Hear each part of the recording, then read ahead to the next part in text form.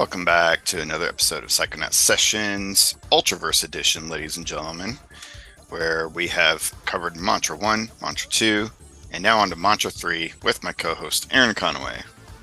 That's me. I actually really love this cover. Mm-hmm. It's very... I do too. It's reminiscent of like Dazzler covers. Yep. In the 80s. Yep. So it's got a great vibe, which is obviously what they were going for. Sure.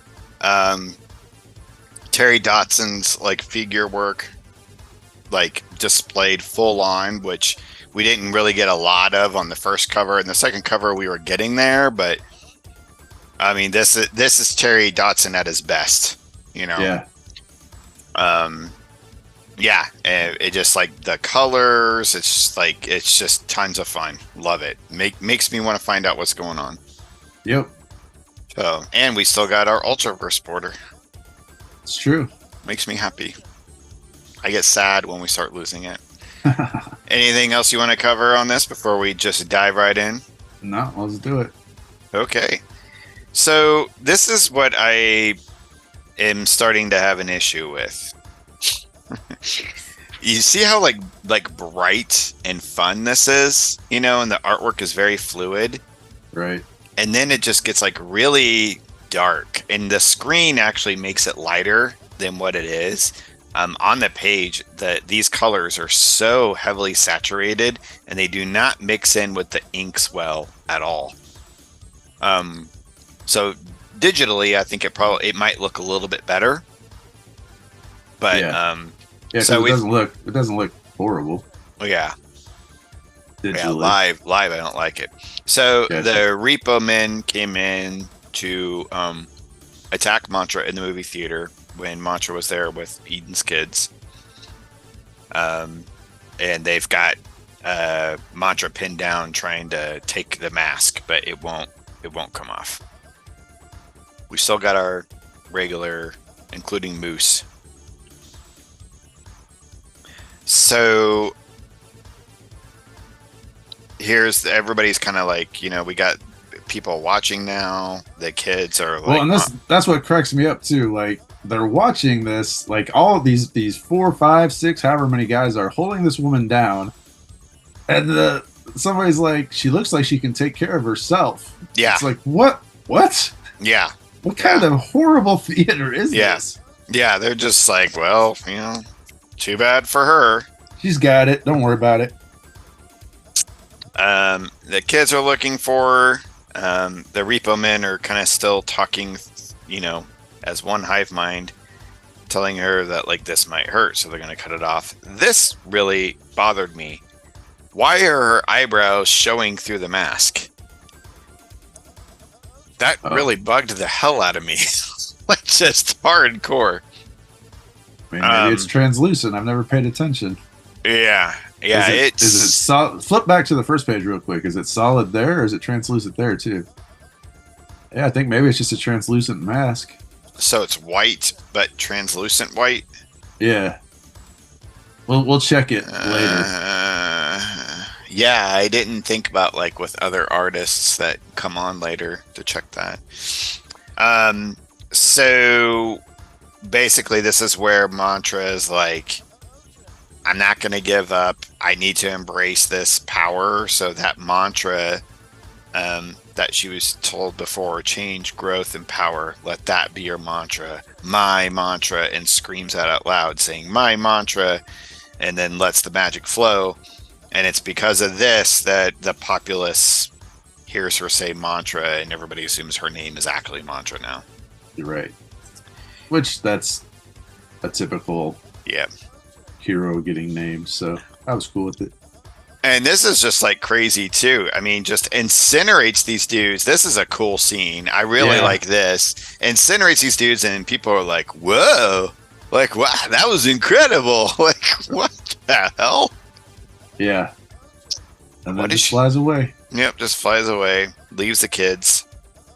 And they're like, it'll be okay. Whatever. So Mantra flies to the proprietor of this magic shop. Like this guy who owns this magic shop seems like some kind of like like crime boss pimp. Like Yeah, he's no, just he's definitely got like a not a kingpin. He's not that with it, but yeah, like it seems to be somebody connected yep. in the world of magic. And actually, I'm a geek for like magic shop posing, as a cover for real magic stuff. So %. Yeah. Like in the movie Lord of Illusions. right. Which I'm actually going to do a review of soon. Nice. Great flick. Yeah. So they're arguing. He wants his mask. Mantra, I don't know why. Mantra just kind of like, if you work for me, I'll work for you. Kind of like if you scratch my back, I'll scratch yours. Because Mantra wants like to be able to get information from this guy. Right. Yeah. It seems like all intel. Yeah. So he basically is just like, well, I guess I'll have to because you're so powerful. This guy that is his dude is going to fire on her and does a little magic. So he's like, well, there's nothing much I can do. So I'm negotiating from an inferior position. And she's like, good.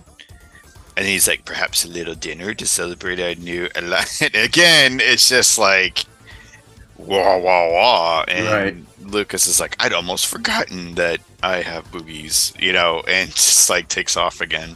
Yeah.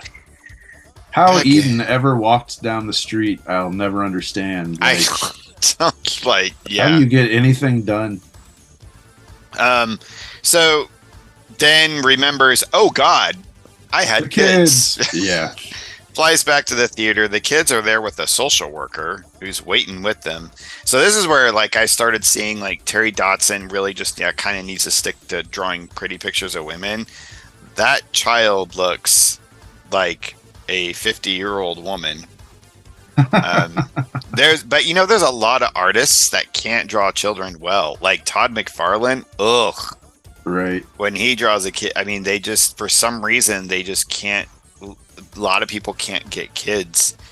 And the way I always kind of go about it is like, just make them look as cartoony, just go full cartoony. Don't try to draw a realistic looking child, and put as few lines on as possible. But anyway, this social worker was there waiting for them. And even like, I didn't understand that. Like, was she just in the theater and just happened to be a social worker, and now he's like taking care of it? Like, where did the social worker come from? Not explained. I thought maybe somebody saw the kids there and called children's services.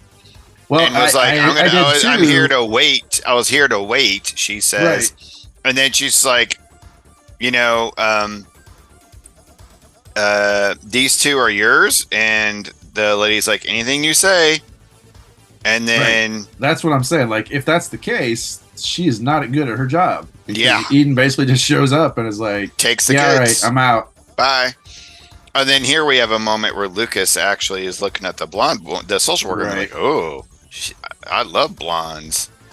And she looks shy, but I'll bet she's a real tiger. And like, then like, what am I doing? And gets all like, I can't be a lesbian.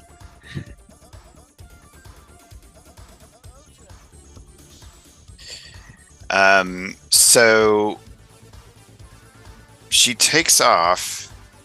So this was kind of confusing. And as I mentioned, the colors are so saturated, they're lighter on the screen. But with all this dark here, they're even more like live. It's so much more saturated. It's even hard to see. So she takes off with her kids. And then there's this place called Kismet here. Right. And there's a figure here and with weird colors and like goes into the shop, or that's a dress in the shop, like. And I was confused. I was like, was this a social worker turned into this or what? And I think it gets explained later. But then we get this experience of the kids trying to figure out what the fuck is going on.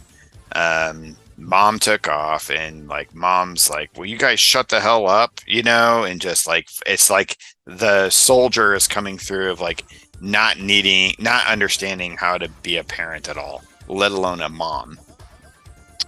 So Lucas has this ideology of like, I'm a soldier fighting a war, I need to get rid of these kids, so I'm going to kind of coerce them into like, wouldn't you like to just live with dad, Forever. And they're like, no, but like, I mean, Lucas is like thinking, I mean, this body's going to die, I'm going to die, so I might as well prepare them for it. Right. And then the kids start talking, and the little girl's like starting to like, and I was curious if like one of the things she was saying when she was like crying in her lap was her way of testing, right? And Lucas failed the test, obviously. Yep. Or if she just like felt, I don't know. Either way, the daughter's on to her. Yep. Somehow. And then this guy that was like the original guy that Lucas woke up with is all like, hey, I'm bringing you flowers, and I just want to let you know that this was all it was probably my fault, right? That you locked me in the bathroom. And so there's a little exchange there, but the grandma comes to basically pick them up for the weekend, and Lucas is like, keep them for as long as you want. Yeah. Obligatory going to see the PI. Yep. So going to see a PI, John Dalmas. I hate this. Like, this is a very typical 90s like color filter that they put on a ton of stuff, and it always oversaturates, and you can't like see anything where they use that filter. And it's on so much shit, especially like a lot of hardcore independent 90s comics, where people just had like an issue or two come out. Yeah. Wow, so guess what Lucas is going to do? Show up. Right? If it ain't broke, don't fix it. Yeah, show up as a damsel. A PI can't resist, a damsel in distress. Terry Dodson starts doing this thing with the ringlets in Eden's hair, where it almost like, in this scene, I was like, is he putting on glasses? Like, what the fuck? And here, it almost looks like he's wearing like a mask. It's like, he's like, trying to play with that a little bit. But basically, so this guy has some information because it was the PI in charge of Archmage's stuff here on, like, he worked for Archmage, but secretly. Right. And he's trying to find out who the traitor is.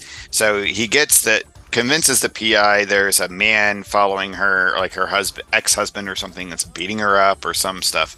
And he's going down to like take care of it and look for him. And while he does, Lucas is going to sneak around. And then we get this weird light being show up again and starts attacking. So even whenever like Lucas is being attacked, it's like automatically the mantra costume comes into fruition, and we get this turn on, tune in, and drop out like acid, LSD, hippie chick come, and we get an array of psychedelia pages. Kismet Deadly. So Kismet. Clearly Mike Barr is a Lita Ford fan. Yep. So I loved this concept. I think I just wanted more out of it. Like I wanted something just a little more trippy and crazy, some weirder stuff.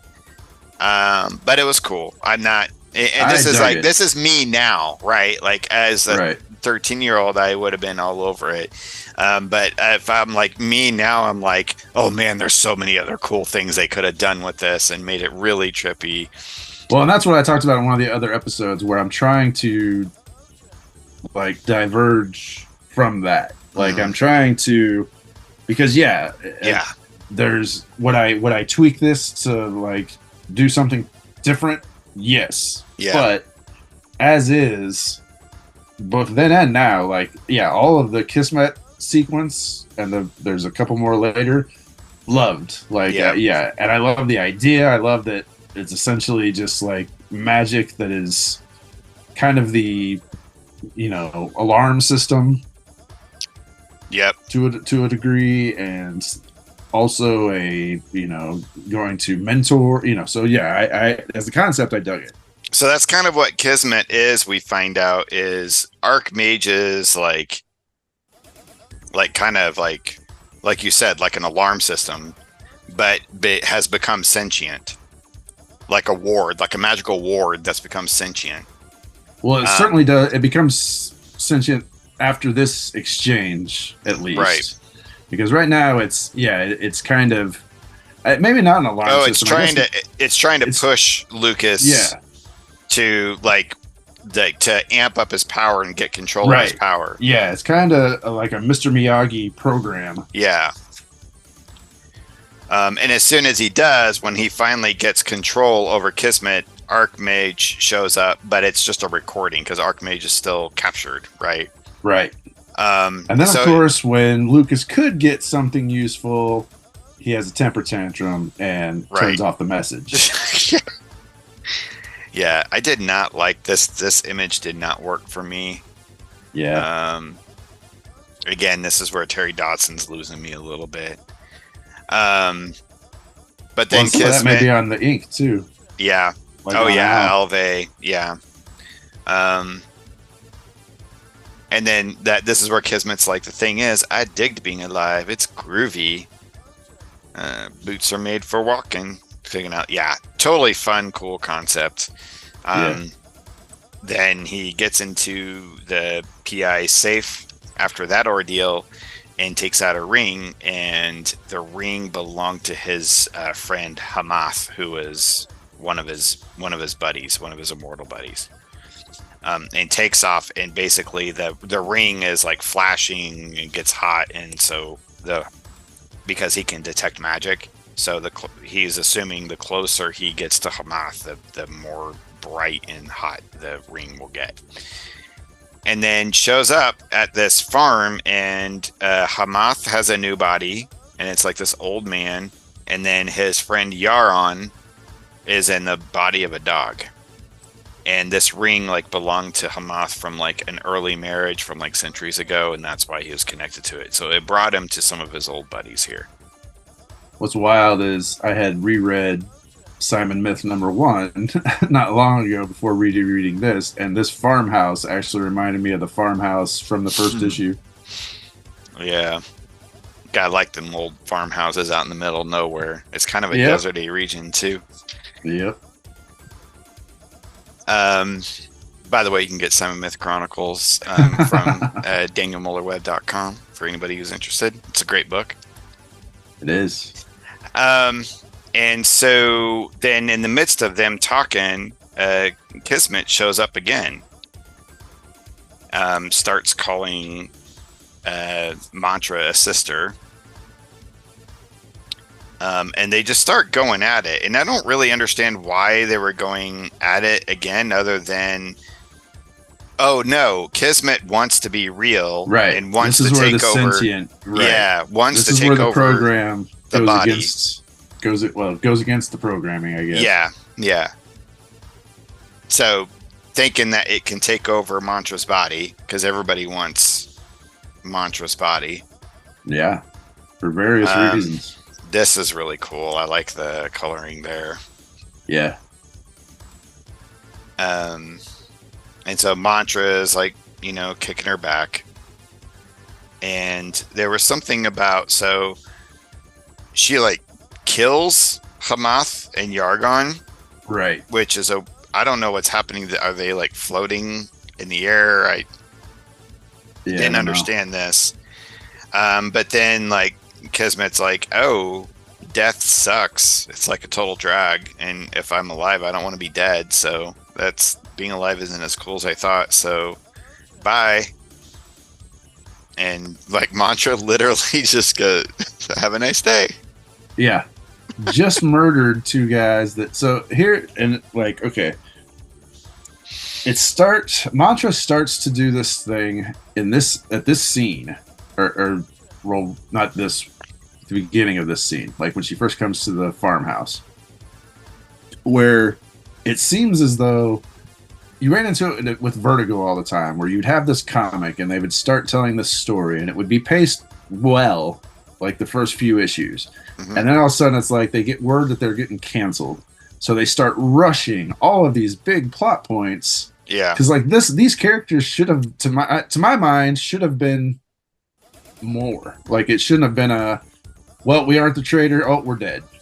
Right. Like you could have built this out in a more evenly paced and deep way where I could actually get to know some of these characters. Because at this point, I don't even really feel like I know Lucas that much. I know he's been married at some point in his life, and I know that he's lived a bunch of lives in host bodies anyway, and that he's not a very good mercenary because he dies a lot. Either that or Boneyard's crew are just so much more adept at killing.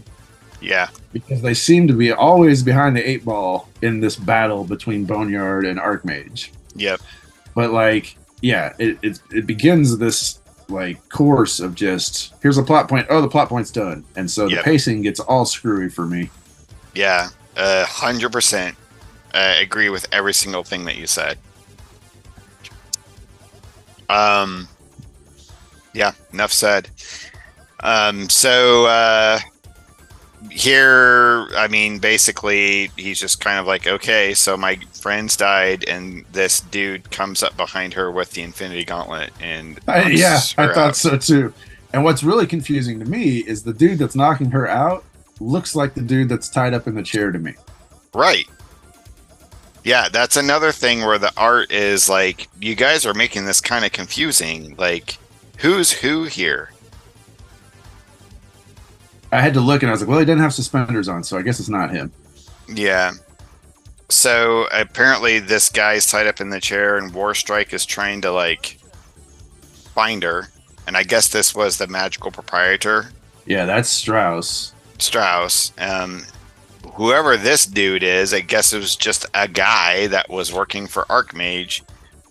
Knocks her out. Who could track her somehow because she just flew from the city to this desert farmhouse. Right. And was there for like 5 minutes. And so knocks her out with the Infinity Gauntlet. And then she suddenly in front of Boneyard, who's like, hey, we're going to get married. Yeah.